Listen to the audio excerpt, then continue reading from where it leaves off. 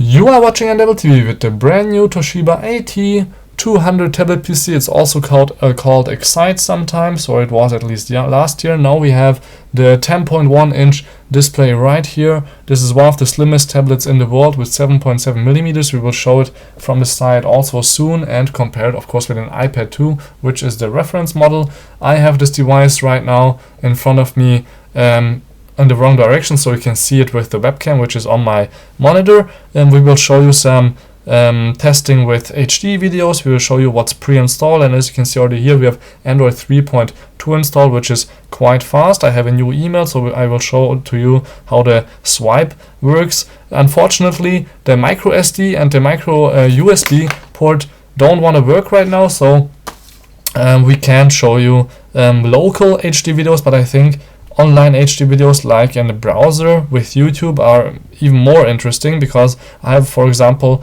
Conan the Barbar, a trailer, 1080p. We have VDSL here, so the fastest kind of internet we can get right now in Germany.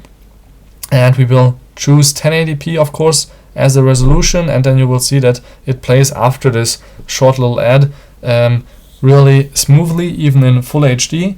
And as you saw, it's not the fastest, of course, when we have a flash video running, but I mean, you usually don't do anything else when a flash video is running. So let's choose full 80p here, not a 360p, and I hope I did that. Now let's do it again. Exactly. Then I will go full HD, full screen, and then you will see, and then you will see that it plays actually really nice. My internet isn't slow, so it's not because of that. If it would be a little bit slower, but yeah, of course we don't have sound because we have the HDMI plugged in right now, but that's not important, I think, for you. And let's choose 720p, but of course that shouldn't be a problem if 1080p wasn't. So let's see.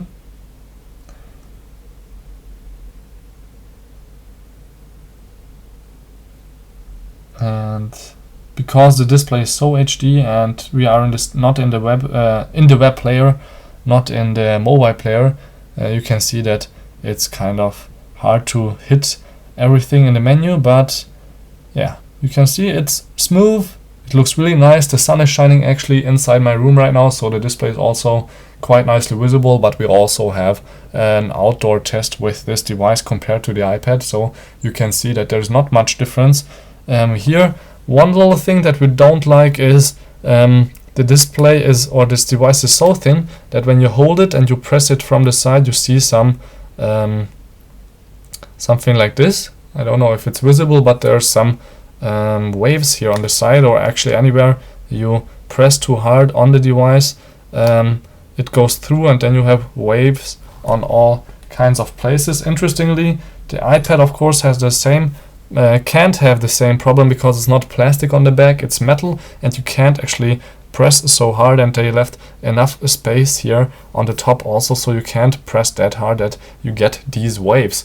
But still, I managed to break one iPad 2, then got a new one, and this is one we won actually. And so we saw the HD video that plays really nicely. All the apps here are pre-installed, Angry Birds, and on the bottom here, that was just for my test purposes. Actually, Rio, we already had that open, so we can go to another here, ground, and then you see another level. It looks really nice, it's fast, it's responsive, and really love this design. And we actually even can play on an external display, what actually would be the case right now. So I missed a bird, but I don't care, because we want to go on. For example, Google Maps is pretty interesting. You can see it here. That's also fast. You can even move it around. You have here the compass, which shows you in which direction. This is actually a non-3G version. There is no 3G version yet announced, so we will see if that's to come, but there is actually GPS built in. So as you can see here on the bottom, it knows where we are. So, Google will find us, but I don't care much. Then let's go to the emails. As I already said, we have here a nice little email theme. You already know that from Android. You can browse through your emails here. I will just compose a new one. Can type, for example, Julian. That's one of my colleagues, and then you will see that it pops up automatically here with some emails, but that's actually not that interesting. Let's go here to composite email, and then you can switch through different languages, which you can set up manually. I have Hungarian, German, and English. Let's go to English, and then we can write even long words like McDonald's. We could try that. That's actually, I'm not sure if that's in here. It's kind of hard for me to write upside down, but at least I'm like a regular user, I guess. Where's the L? There's the L, and then we have the D right here, and then the S, and then it gives you some words, and you don't even have to press space or anything. This swipe is really nice because you can just go on with writing with, for example, is, and then we have great. Oops, the A is there. I missed that, but it still knows what I wanted to write, so that's pretty nice. We can even make it a little bit smaller, so we can move with your finger faster, and of course when the display flips, which is disabled when HDMI is plugged in, that's even nicer to do two-handed thumb writing, or even just connecting your words by swiping.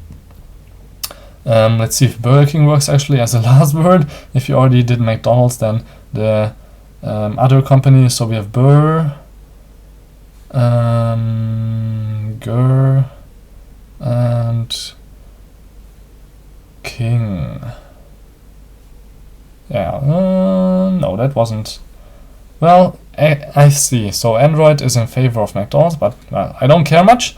As you can see here, it's pretty fast. I already showed you that. We have some Office tools pre-installed, for example, Write, which is kind of like Word, of course.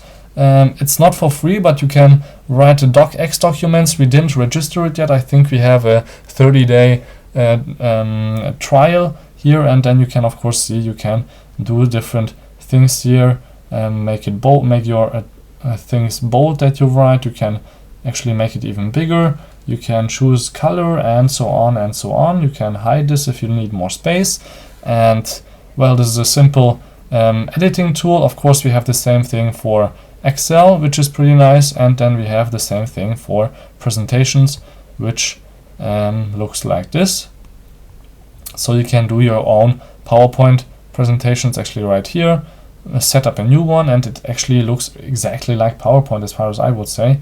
Add text, for example, and then your keyboard opens up. You can write anything you want. I think you should be able to select. Can I select the words? Okay. No, well, I don't know. You have to use it, of course, a little bit more, but yeah, you get the basic feeling here. You have to, of course, learn a little bit new stuff, but it's not that new. You can use it with a Bluetooth keyboard, so it's pretty nice. The calendar is also, well, standard Google.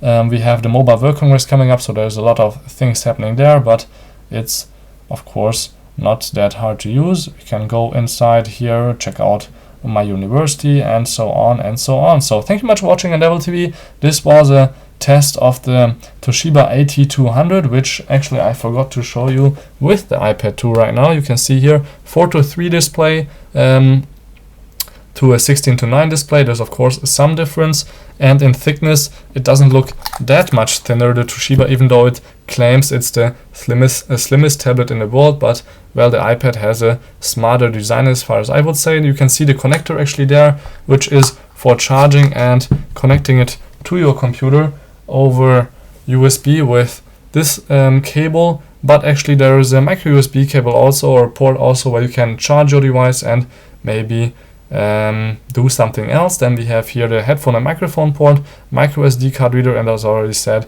this is the micro HDMI which we are using right now.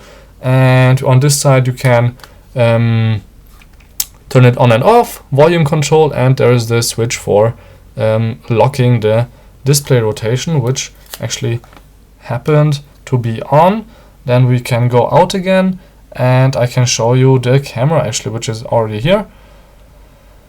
And then you see the front camera, so it's on, as you can check here on the blue light. And we have here the setup with my webcam and my 28-inch display, which you already know probably from some other videos. And the front camera is pretty nice and responsive. I think it's 3 megapixels, and we have 5 megapixels on the back, which only shows my hand right now, but actually it's not bad either. You can see my stomach now, and it's really quite fast, and you can shoot even HD videos, and well, I think it's a really great design, and except for the battery life, it's not the best, because we have in a 10-minute video about 3-4% drainage with standard usage, and as you saw here, the display brightness is actually at maximum, and we have Wi-Fi and we are using it really hard right now, and HDMI is connected, but still it doesn't really compare to an iPad. And one other thing I forgot to show you is a standard website. Actually, I'm sorry for that. We have the New York Times open right here in a tab, which I can show you easily by just clicking that, and I hope it opens up. There we go. I was zoomed in a little bit, but you can see here that's really nice and responsive also, and you can browse through the text here. So thank you much for watching Endeavor TV.